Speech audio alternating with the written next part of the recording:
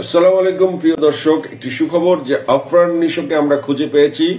আফরান নিশো আসছে সিনেমা নিয়ে, দুইটি সিনেমায় চুক্তিবদ্ধ হয়েছে আফরান নিশো। আমরা ভেবেছিলাম পলিটিক্সে পড়ে গেছে, আমরা ভেবেছিলাম অভিমানে আছে, লুকিয়ে আছে, কিন্তু না, জায়গা মতো দুইটি ছবিকে সে পেয়েছে এবং চুক্তি স্বাক্ষর হয়েছে।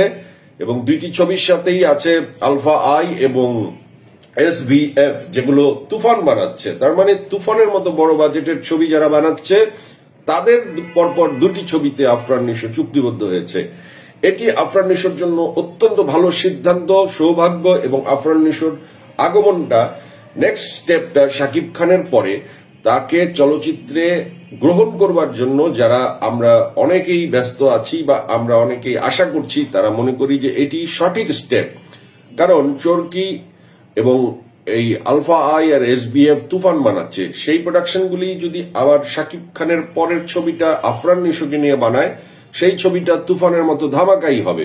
এবং আফরান নিশোর জন্য একটি ধামাকা ছবিই দরকার, কারণ আফরান নিশোর সুরঙ্গ দিয়ে যে অবস্থান তৈরি করেছে, দর্শকের এক্সপেকটেশন আছে আফরান নিশোই শাকিব খান পরবর্তী এই দেশের সবচেয়ে এই সময়কার সম্ভাবনাময় সিনেমার স্টার হতে যাচ্ছে। কারণ বাকিদের অবস্থান খুবই টলমলো এবং সঠিক ধারায় শাকিব খানের পরে আফরান নিশোকেই দেখা যাচ্ছে এই ঘোষণার পর যে দুটি ছবি বড় প্রতিষ্ঠানের সাথে চুক্তিবদ্ধ হওয়ার কারণে। এবং গোপন সূত্রে খবর এই যে এই একটি ছবির ডিরেক্টর কিন্তু রায়হান রাফি।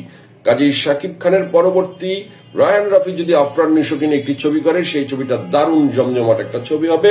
কংগ্রেচুলেশন আফরান নিশো।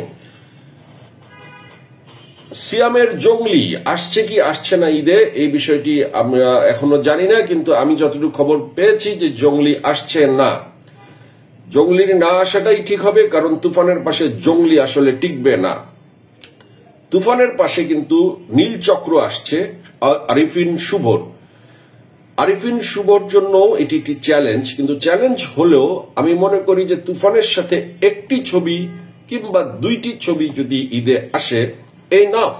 কেন এনাফ? এবার দর্শক বেশি বেশি হলমুখী হবে।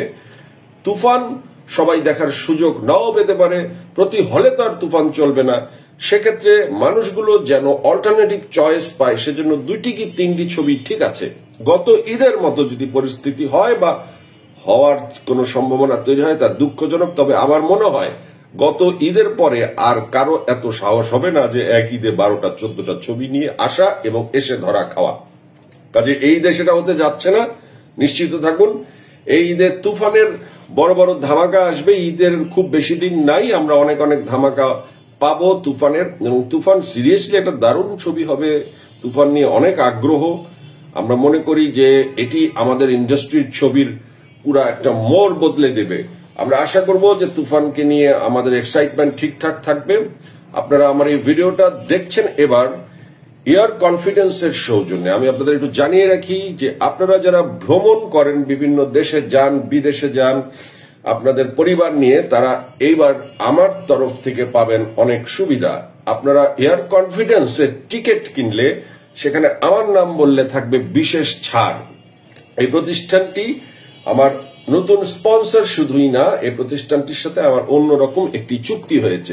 কাজে আপনারা যারা কর্পোরেট ট্যুর থেকে শুরু করে বিভিন্ন পার্সোনাল ট্যুর বিভিন্ন দেশে দিতে চাচ্ছেন, তারা এয়ার কনফিডেন্সে যোগাযোগ করবেন। আমি একটি নাম্বার বলছি, 019074735513।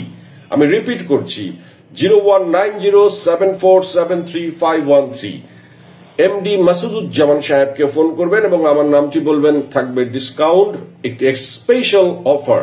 এবং সেই স্পেশাল অফারে আপনারা বিদেশ থেকে ঘুরে আসবেন এবং আপনাদের সাথে নিয়মিত কথা হবে। Thank you very much.